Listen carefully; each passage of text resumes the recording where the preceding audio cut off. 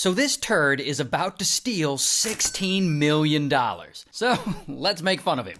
Now his name is Sandy, and Sandy's 55 and he's an accountant living in Texas. And he does accounting for this local bakery known for making fruitcakes. Now here's the thing. This bakery he works for only pays him about $50,000 a year. And he thinks, yeah, that's not enough. But instead of asking for a raise like a normal human being, he decides he's gonna steal some money from them. And one day in 2004, he starts doing it. He starts by taking a small amount, just some petty cash lying around. And so he takes this cash and no one realizes it's gone. And Sandy's like, sweet, let's do it again. And so he keeps doing it. Then he immediately goes and buys himself a gold Lexus. So, his old ass can flex. Because apparently when you're stealing money, you gotta flex, because I guess those are the rules. And when his wife is like, where'd you get all the money for this car? Sandy tells her that one of his accounting clients gave it to him as a gift, and I guess she just believes him. And so now his petty cash theft scheme is working. No one has noticed any money is missing. His wife believes his story for some reason.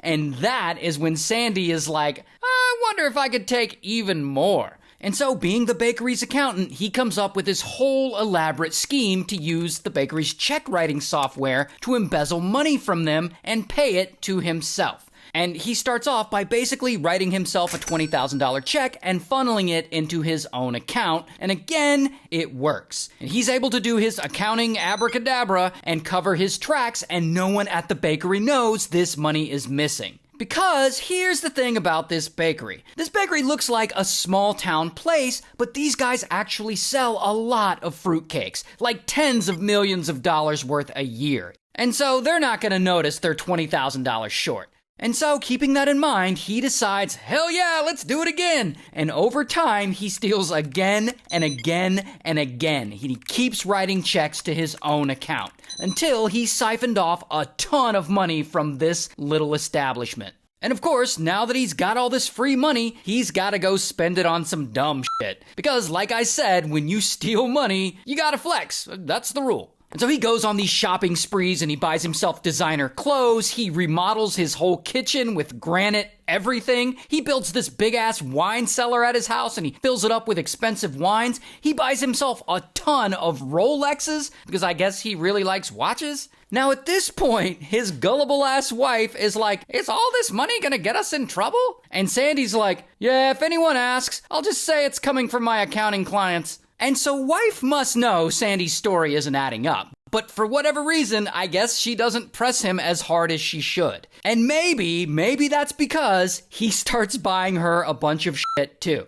He buys her diamonds and pearls and fur coats and designer purses and a bunch of rings. He even tells her it's okay to quit her job because they have enough money now. And so she quits her job, which at this point she's gotta know he's stealing. One of his accounting clients is giving him all this money as a gift? Come on, how naive can you be? Anyway, soon enough, Sandy has embezzled enough money that he buys them a whole ass vacation home. So now this guy has multiple houses. And as the years go by, his theft gets more and more obvious because he's taking larger sums of money. And of course, he spends all that too. He starts flying on private jets. Here's a picture of him and his wife on a private jet. Here's another picture of them on a private jet. And here they are vacationing in Napa Valley. And he and his wife are driving brand new $100,000 cars every couple of months. 1 month it's a Mercedes, then it's a Bentley, then it's a Porsche. And of course, people around Sandy, they aren't stupid because Sandy and his wife are making it so obvious. You can't just have a $50,000 a year job and fly around on private jets all the time. And so people around them see him wearing all these new Rolexes, driving these new cars, taking trips to Napa Valley, and they're like, yo, doesn't this guy make 50 grand a year? And so they're all wondering if he won the lottery or something.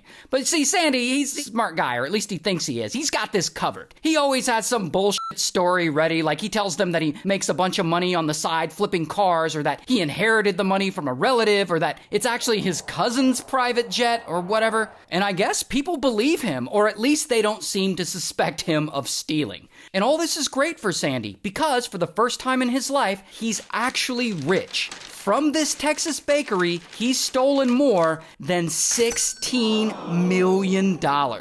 Oh, and to make it worse, the bakery is no longer profitable. They're now losing money every year. No matter how many fruitcakes they sell, they're not profitable because Sandy is stealing so much money from them at a time. But Sandy, he don't give a damn. He's living big. He's still spending. He buys 98 watches. He buys gold bars, like just for the hell of it. I don't think this guy is ever gonna get caught.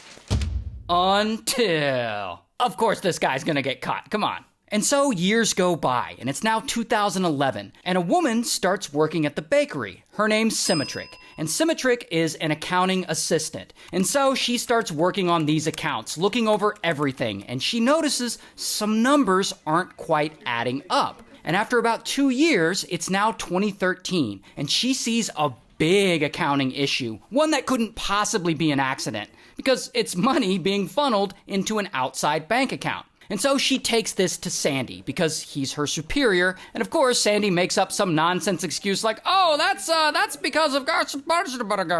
But Symmetric doesn't buy it. So she starts investigating on her own. And she eventually takes all her findings to her boss. And immediately, boom, the bakery finally fires Sandy. So now what's he gonna do?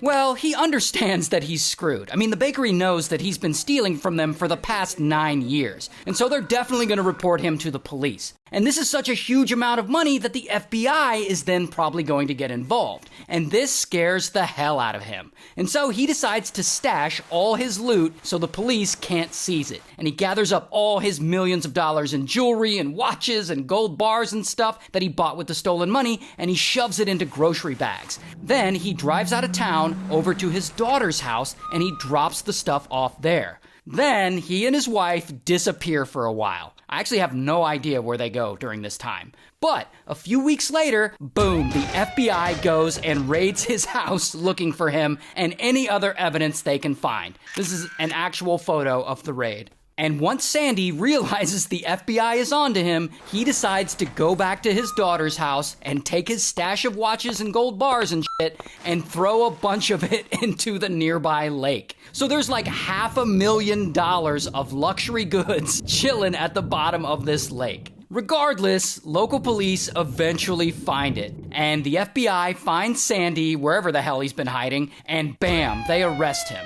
And I don't have a mugshot, but here's a picture of him in real life. And of course, after all this, his wife tries to play it off like, I had no idea he was stealing. This is news to me. Sure you didn't, lady. And anyway, Sandy gets sentenced to 10 years in prison, while his wife gets sentenced to 5 years probation. Hey, just reminding you that my entire catalog of true crime videos is now on Spotify. So if you want to listen to me over there, it's called the Ray William Johnson True Story Podcast.